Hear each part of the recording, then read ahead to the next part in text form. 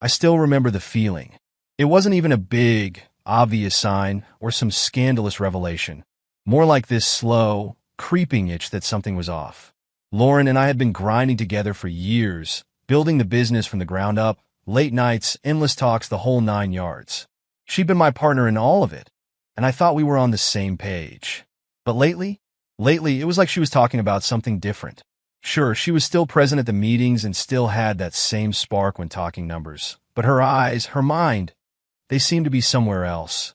When we signed that huge contract, the one we'd been chasing for months, I thought it would feel like the peak of everything we'd worked for. I wanted it to be our victory. We went out to celebrate, and at dinner, I couldn't help but notice Lauren's energy shift. She wasn't thrilled about the accomplishment itself.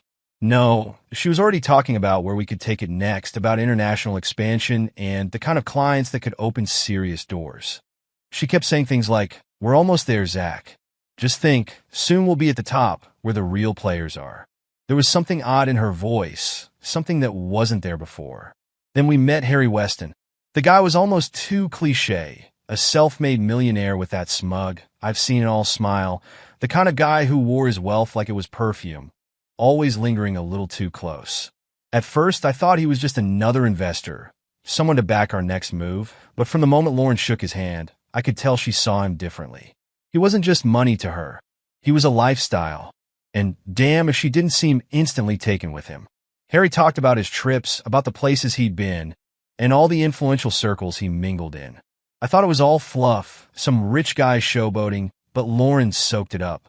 I caught her laughing, her eyes practically glued to his, her smile lingering in a way I hadn't seen in ages.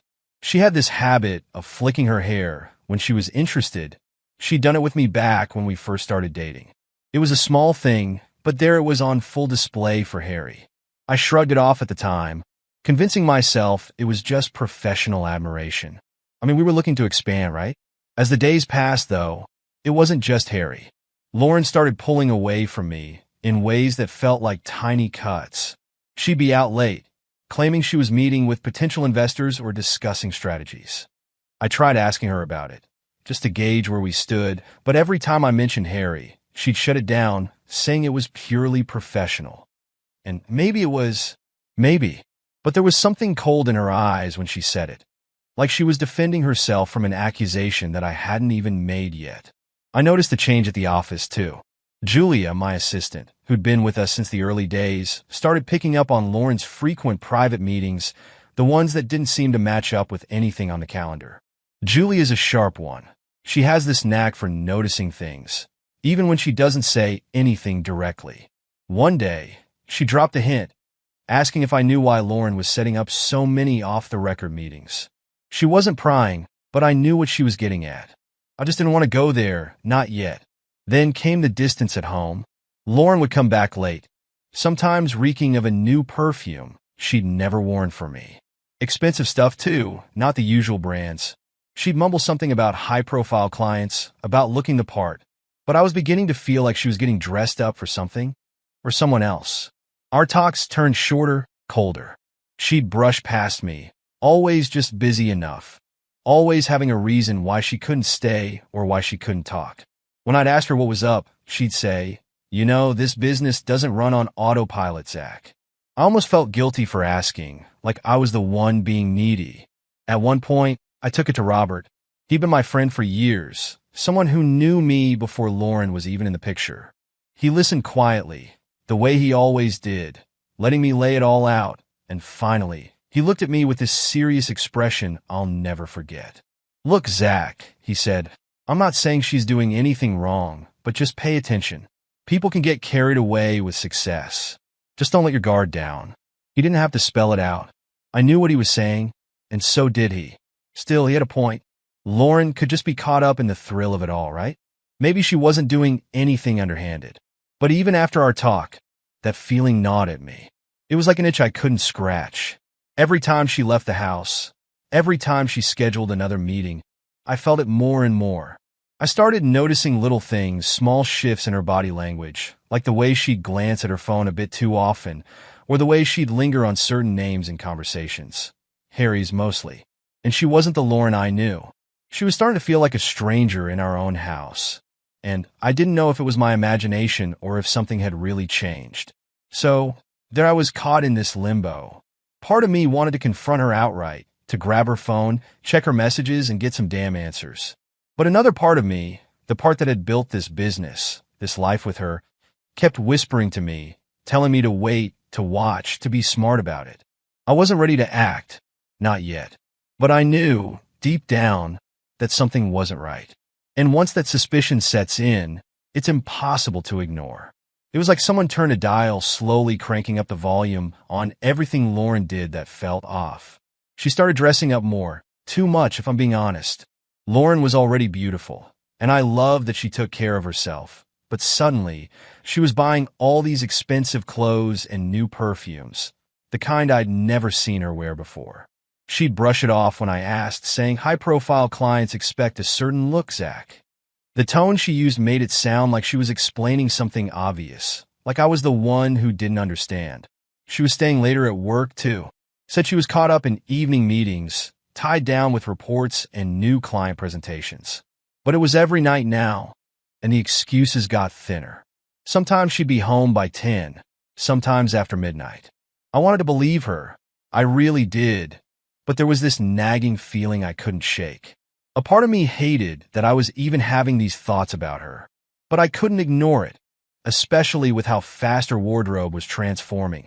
How often she'd leave the house with that new perfume lingering in the air.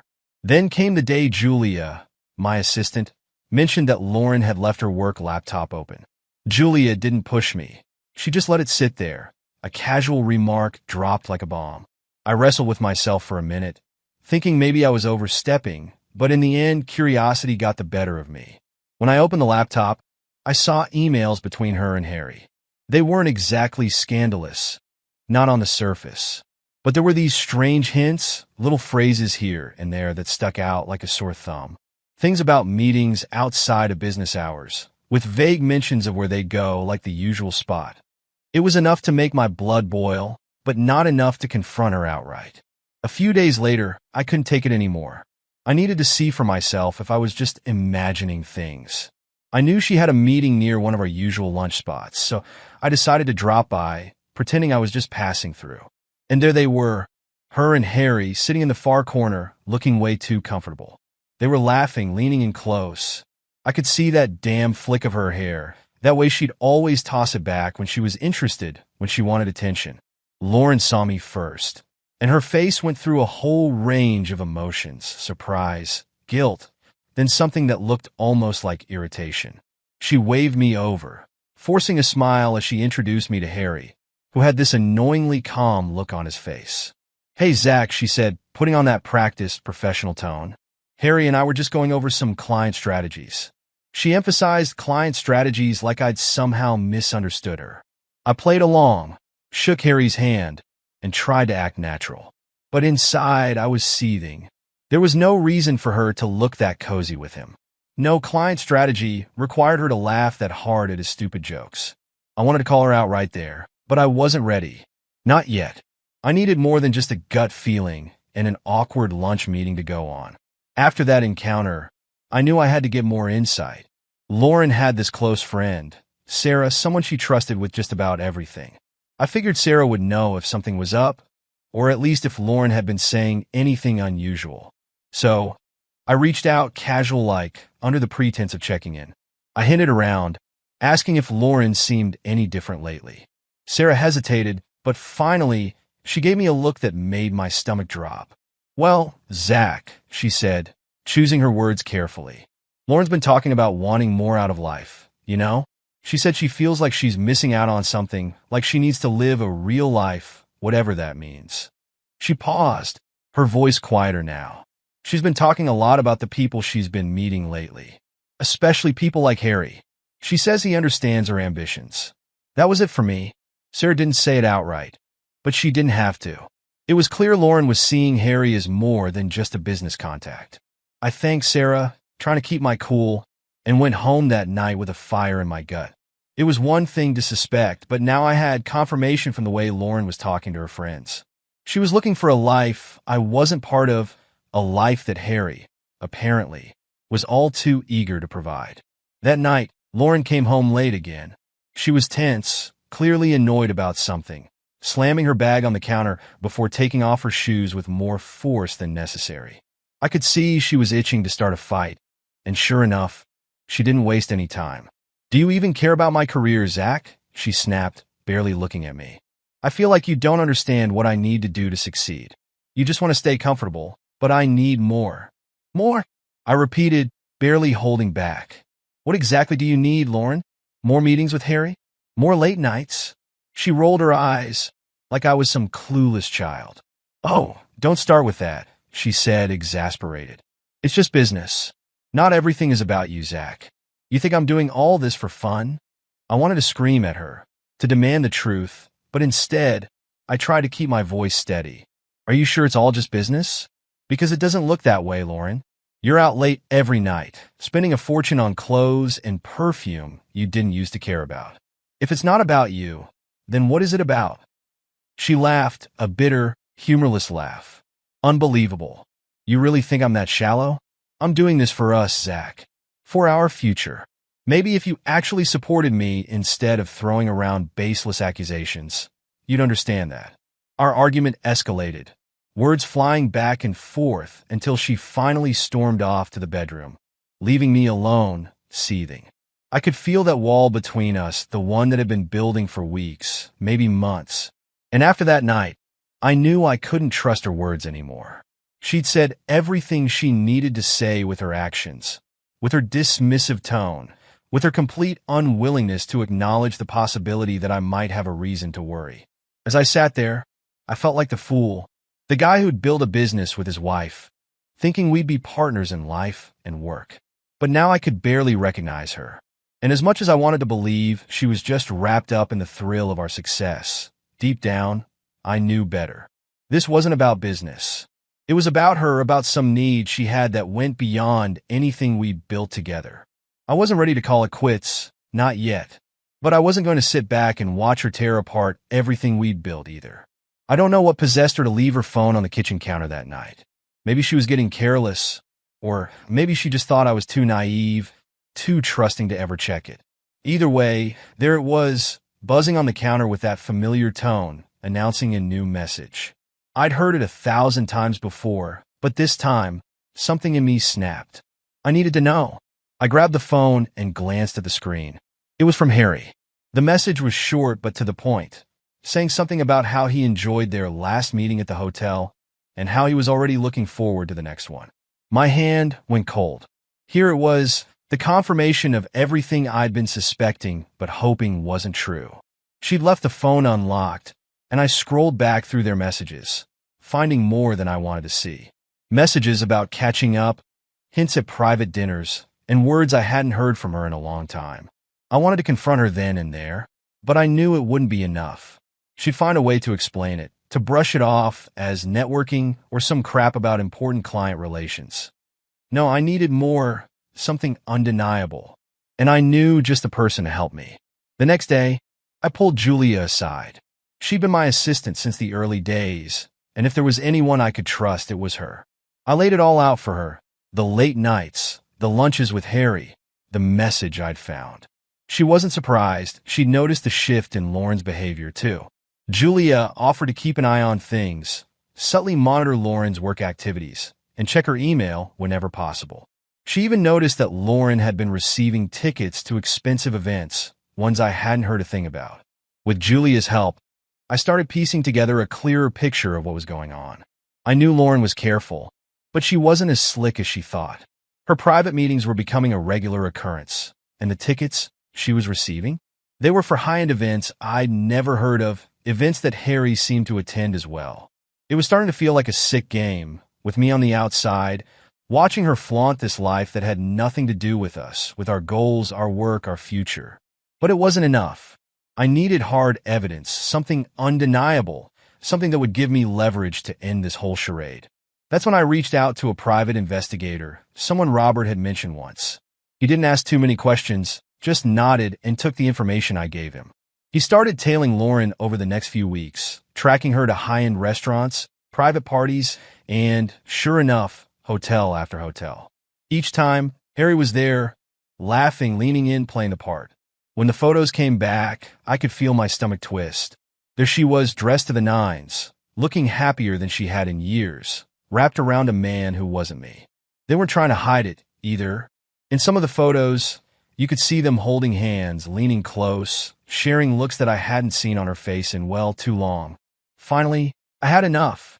I wasn't just going to stand by and watch her continue this double life while playing the role of the devoted wife. So that night, when she walked through the door, I told her we needed to talk. She looked at me, eyes narrowing slightly, like she was trying to gauge whether I knew anything. "What's this about, Zach?" she asked, trying to sound casual, but I could see the tension in her jaw. "I know about you and Harry," I said, as flatly as I could, my voice calm but hard. I wasn't going to give her an inch to maneuver. "I know about the hotels, the meetings, the messages. I've seen the photos, Lauren. Don't even try lying." Her face paled, then turned red. She opened her mouth, probably to deny it, but something in my expression must have told her there was no point. She let out a breath, crossing her arms and meeting my gaze defiantly. "And so what if I did?" she said, her voice cool and dismissive. "Can you really blame me? I've been stuck in this small, predictable life for years, Zach. You think a few business contracts and a cozy office are all I wanted?" Her words hit me like a punch to the gut, but I kept my composure. "I thought we built something together, Lauren. I thought this was about us, not about your real-life fantasy with some guy who just happens to have a fat bank account." She laughed bitterly, shaking her head. "You don't get it, do you? It's not just about money. It's about lifestyle, about being with people who understand ambition. Harry does, and he's everything you're not. Connected, influential, able to provide a life beyond this small-time setup." I don't know what I'd expected her to say, but hearing her actually justify it with this disdain for everything we'd built, for everything I thought we shared, it set something off in me. I'd worked myself to the bone for this business, poured my life into it, and now she was just moving on, like it was nothing? I felt the anger hardening inside, turning into something cold and calculated. I wasn't going to let her walk away from all of this without consequences. After she'd said her piece, she stormed out of the room, leaving me standing there, the full weight of her betrayal settling over me. I was done playing nice. If this was the life she wanted, if she was so eager to turn her back on everything we'd built, then she could have it. But it was going to cost her. The next day, I went straight to Robert. I told him everything. Her affair with Harry, the contempt she'd shown for the life we'd built, and my plan to make sure she didn't walk away from this unscathed. Robert was all in. He'd never liked Harry, and was more than happy to help me dismantle whatever future she thought she had lined up. We spent hours talking, strategizing, working out the legal side, finding ways to remove her from the company, to make sure she left with as little as possible. We met with a lawyer who knew how to work the system. Step by step, we began building a case that would legally bind Lauren's assets, cutting her out from the company, from our finances, from everything she thought she had in her grasp. I could feel the anger fueling me, giving me a strange kind of energy like a fire that kept burning, pushing me forward. Now, I had the evidence. I had allies. And soon, I'd have a plan that would make sure Lauren regretted every moment she'd spent with Harry. There was no turning back now. I was ready to watch her world unravel, piece by piece, just like she'd done to mine. When Robert introduced me to Jeff Carter, I knew I was about to step into a new arena, one where Lauren wouldn't be able to manipulate her way out. Jeff was exactly what I needed, a lawyer who knew how to play the game without blinking, someone who could protect me from any angle Lauren might try to exploit. We sat in his office, and as I explained the situation, Jeff listened carefully, nodding along, his eyes sharpening with interest. Once I finished, he leaned back, a slight smirk tugging at his mouth. "Well, Zach," he said, "if you want to go after everything she's trying to steal, we can make this airtight. I'll make sure she can't touch a cent of the company. And as for the divorce, she'll walk away with as little as possible. But this has to be done carefully." So we got to work. Following Jeff's advice, I began moving assets around, shifting funds into separate accounts that Lauren couldn't reach. We crafted a series of shell companies, each account layered with a level of legal protection that would be impossible to crack without my permission. Each step felt like building a fortress, and every bit of money moved was another layer between me and whatever damage Lauren might try to inflict. One of the most crucial steps was putting part of the company under my sister Lily's name. Lily had her own career, far outside of this industry, and didn't owe Lauren any loyalty. She was outraged when I told her the whole story and agreed without a second thought. By giving her partial ownership of the company, I was safeguarding what Lauren thought was hers. Even if she tried to take me to court, she wouldn't be able to lay a finger on it.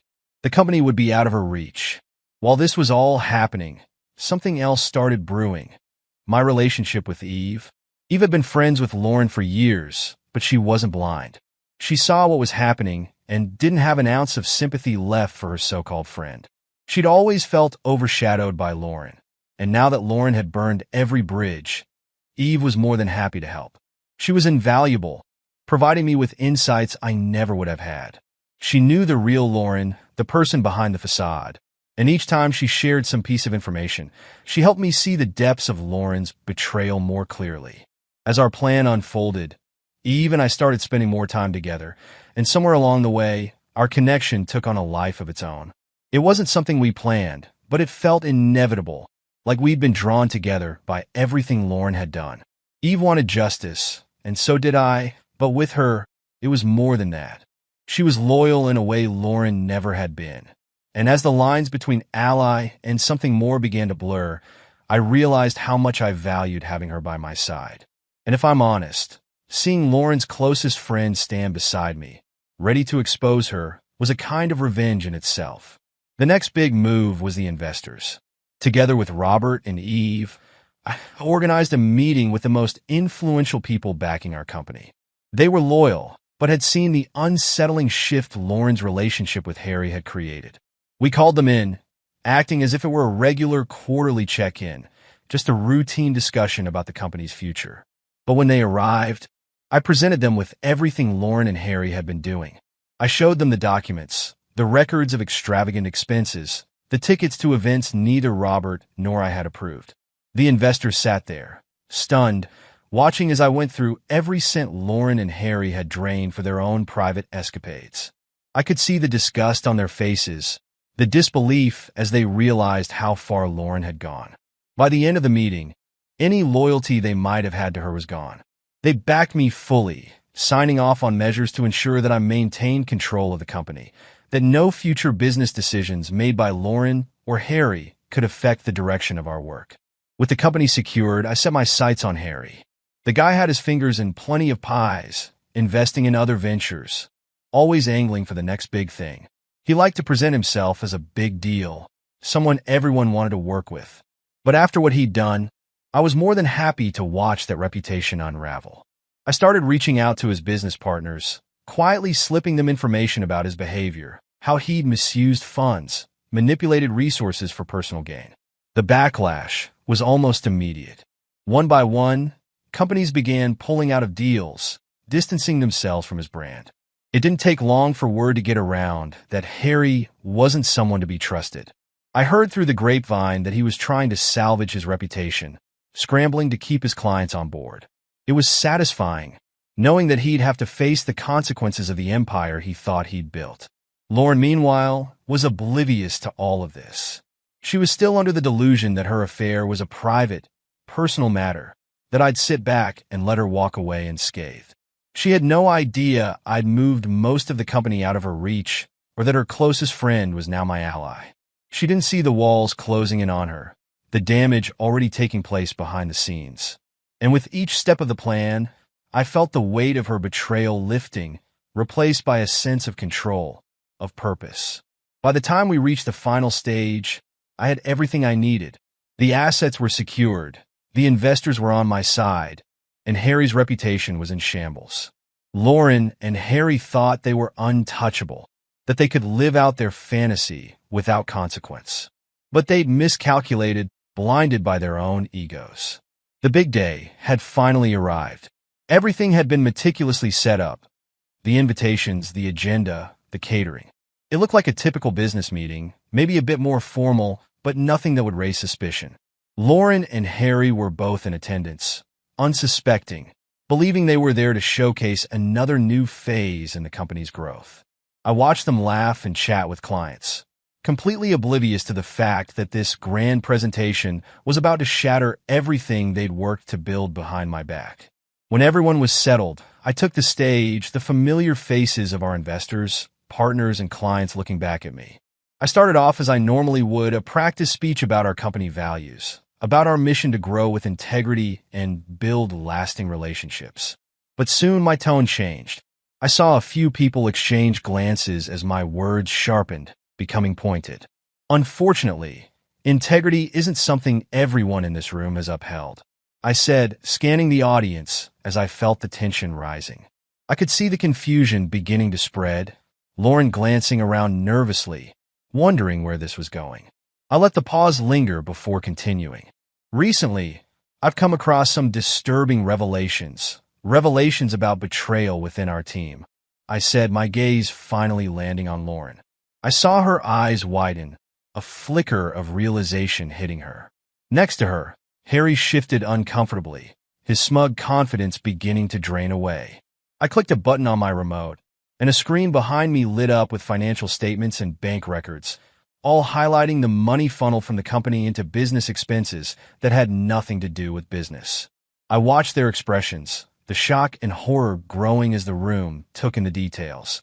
The luxury dinners, high-end events, and private hotel stays, all paid for with our hard-earned funds. I trusted these individuals. I continued, my voice steady but seething. I believed in them as partners, as leaders within our organization. But it appears I was wrong. These funds weren't used for the growth of our company. They were used for personal indulgences, by people who thought they were above accountability. I flipped to the next slide. Photos of Lauren and Harry together at the events, walking hand in hand, laughing over dinner, cozying up at private gatherings. Gasps echoed through the room, and Lauren's face turned beet red.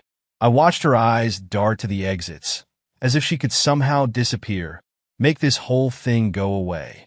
Harry tried to keep his composure, but I saw the desperation setting in. He stood up abruptly, trying to say something, stammering out, This is all a misunderstanding. But the investors weren't buying it. One by one, they looked at him with disgust, some shaking their heads, some leaving their seats, their faces etched with betrayal. You call this a misunderstanding? I asked, my voice echoing through the silence. It's a betrayal, not only of our business, but of every single person in this room who trusted you.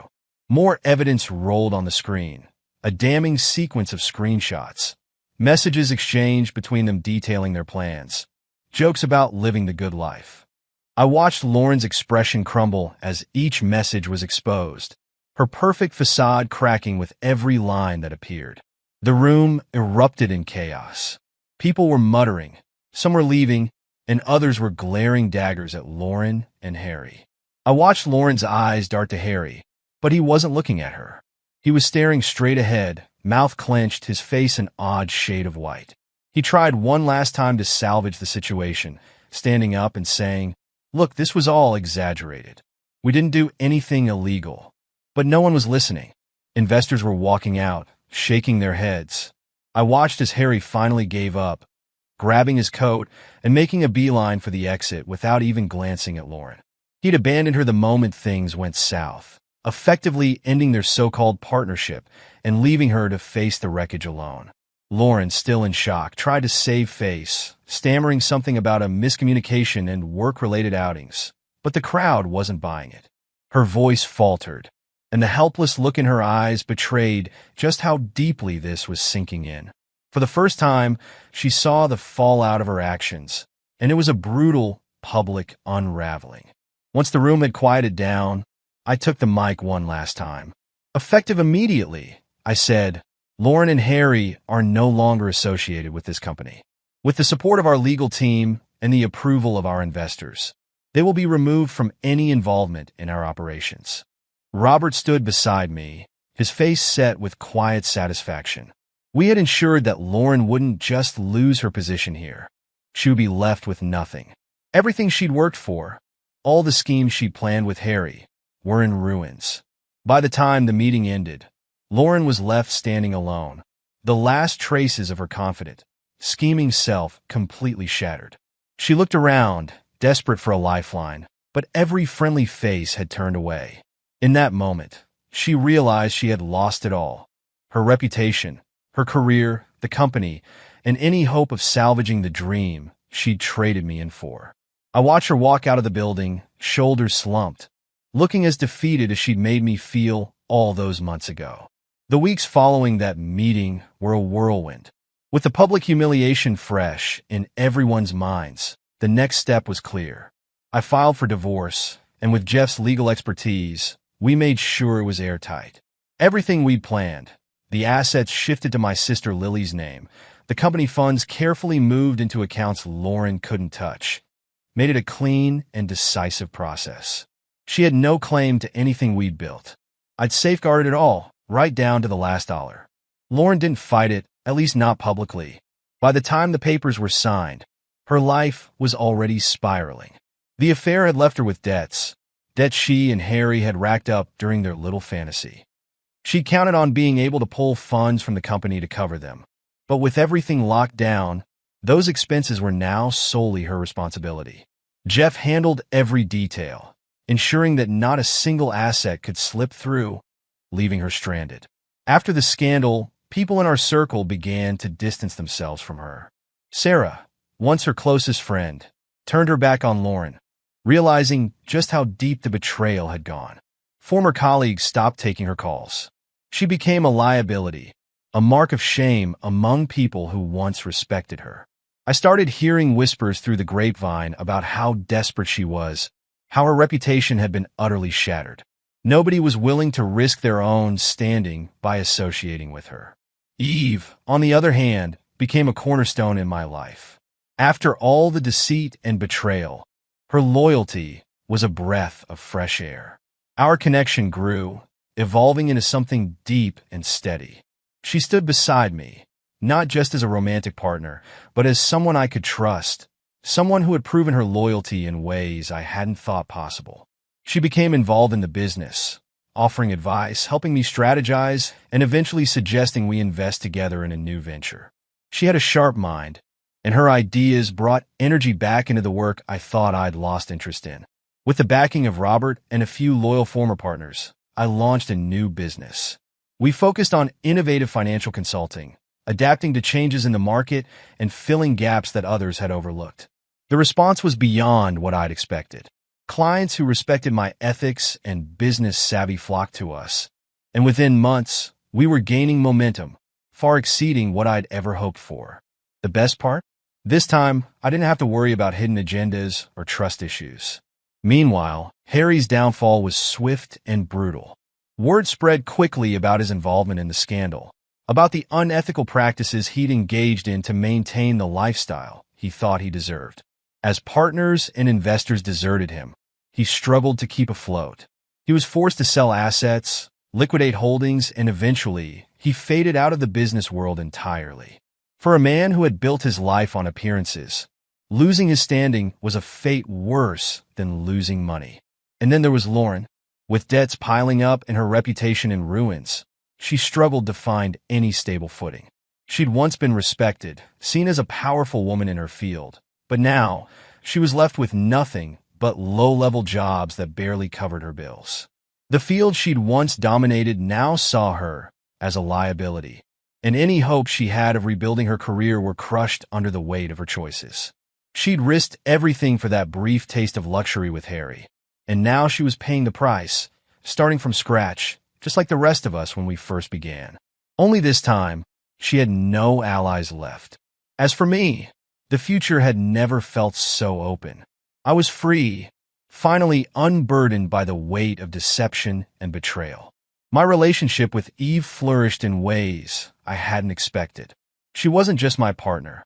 She was someone who truly had my back, someone I could rely on without a hint of doubt. Every day felt like a fresh start, a new chance to live without the shadows of the past. Reflecting on it all, I felt lighter, as if I'd shed years of weight I didn't even know I'd been carrying. The business was thriving. My personal life was steady, and the scars from the ordeal had transformed into a kind of strength a clarity I hadn't had before. I'd survived betrayal, heartache, and the attempts to strip me of everything I'd built. And in the end, I'd come out on top, surrounded by people I could trust. Lauren's story, however, was different. She was out there, picking up the pieces of a life she'd shattered, faced with the reality that she'd traded stability and love for a dream that had been nothing but smoke and mirrors. She'd lost it all, and she'd have to live with that knowledge, with the loneliness and regret. But I was finally looking forward, unburdened, my path clear, leaving the past exactly where it belonged, behind me.